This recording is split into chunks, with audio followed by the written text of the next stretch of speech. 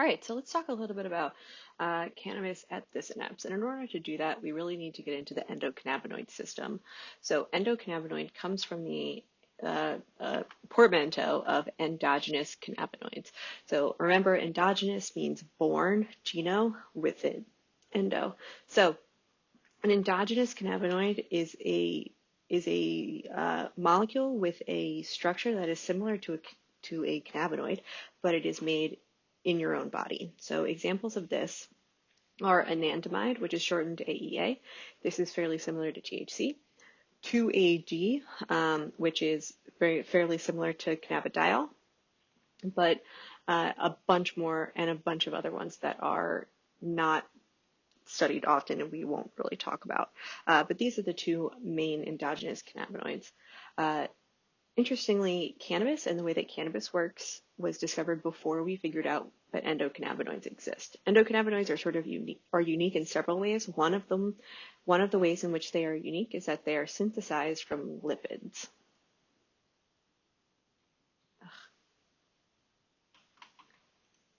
Okay, so endocannabinoid synthesis is an interesting thing. So usually neurotransmitters are made by a cascade of enzymes. And so, for example, we talked about tyrosine hydroxylase being the rate-limiting step in the synthesis of dopamine. Endocannabinoids and their synthesis is not entirely known. It is thought that there are lipid precursors that are embedded within the cell membrane, and then they are cleaved on an as-needed basis. And this as-needed state is known to be triggered by the activation of L-type calcium channels, which why L-type is something we don't need to get into, or activation by the metabotropic glutamate receptors 1 or 5. Both of these are known to trigger an increase in the amount of endocannabinoids within the system. So this is showing you the fact that endocannabinoids are actually synthesized in the postsynaptic neuron. They are found in the postsynaptic cell, and they actually move backwards and act on the presynaptic axon or axon terminal. This is not the only way in which they function, but it is the main way in which they function. So the way you get rid of them is similar to classical neurotransmitters. They're either removed by reuptake or they can be removed by degradation, so enzyme breakdown. And each one has its own enzyme.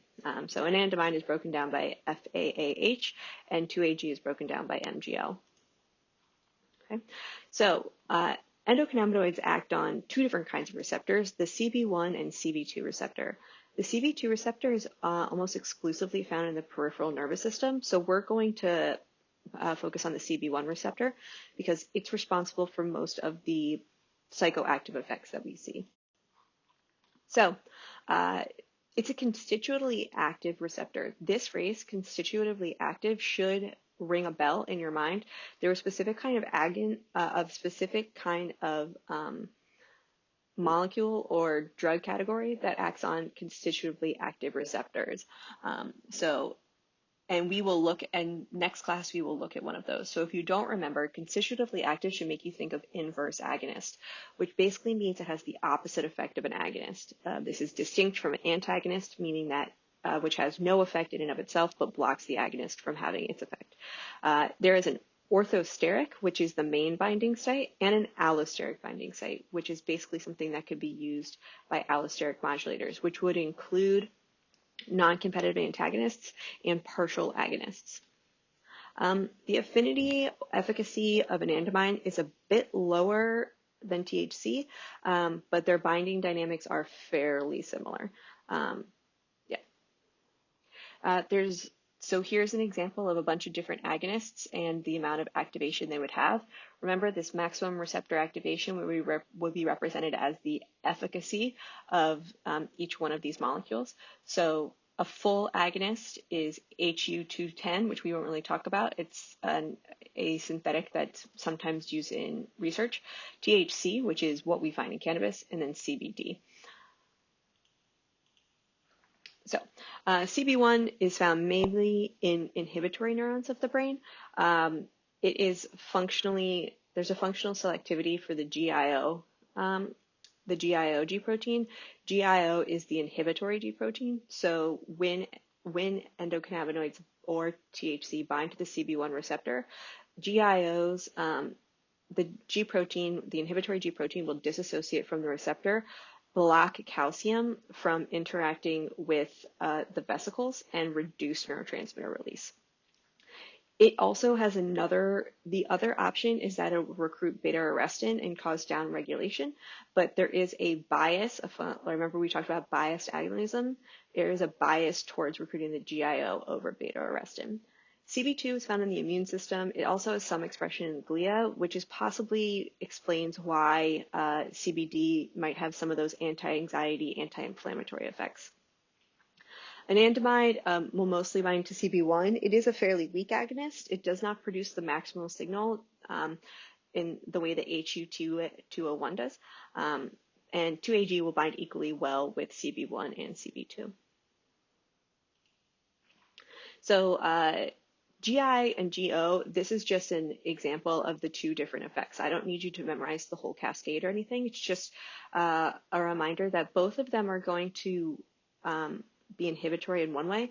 Postsynaptically and presynaptically, you have changes, you have reduction in cyclic AMP, which means, and you have an increase in the amount of potassium channels opening.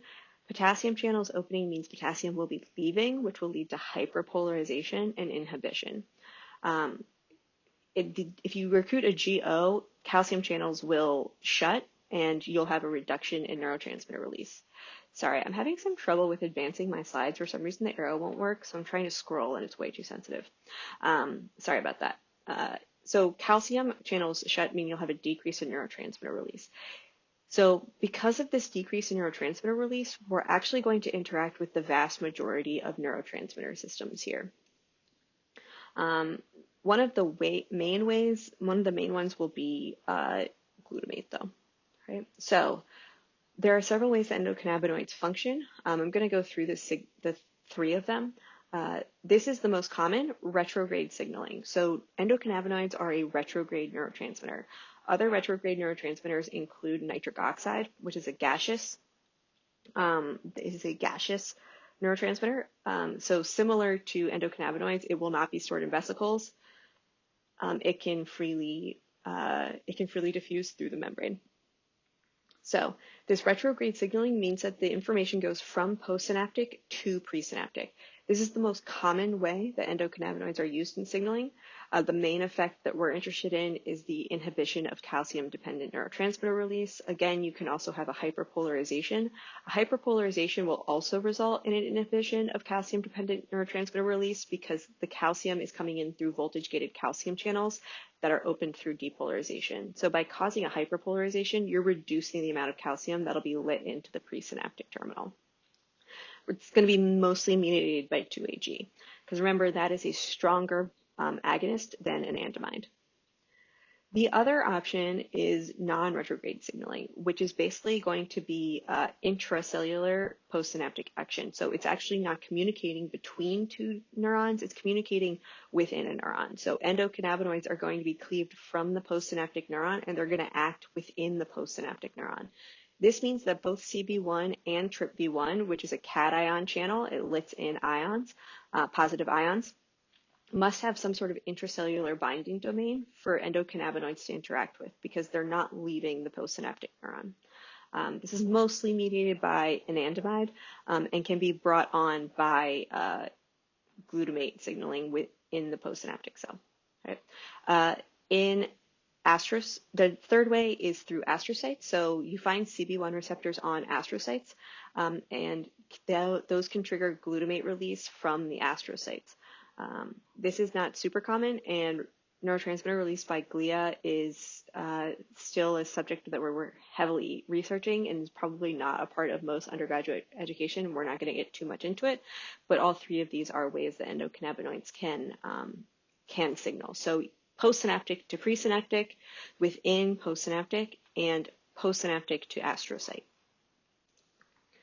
So endocannabinoids are going to reduce neurotransmitter release by decreasing release probability. So what's the likelihood of a vesicle fusing with the membrane? So it's doing that by reducing the amount of calcium.